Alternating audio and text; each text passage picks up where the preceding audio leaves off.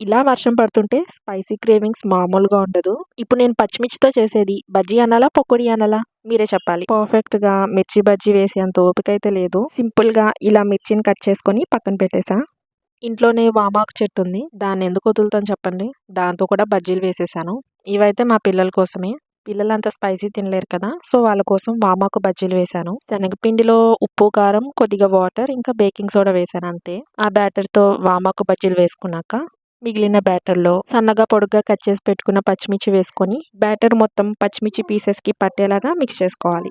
ఇలా వీడియోలో చూపిస్తున్నట్టు ఒక్కొక్కటి విడివిడిగా పకోడీల్లా వేసుకోవడమే. స్పైసీ లవర్స్ అయితే డెఫినెట్‌గా ఎంజాయ్ చేస్తారు. మేము స్పైసీ లవర్స్ కాదు మరి మాకెలాగా అంటారా? కట్ చేసిన పీసెస్‌ని 2 మినిట్స్ బాయిల్ చేసుకున్నాక స్ట్రెయిన్ చేసేసి పకోడీ వేసుకోండి. బాయిల్ చేయడం వల్ల అంత స్పైసీ అనిపించదు.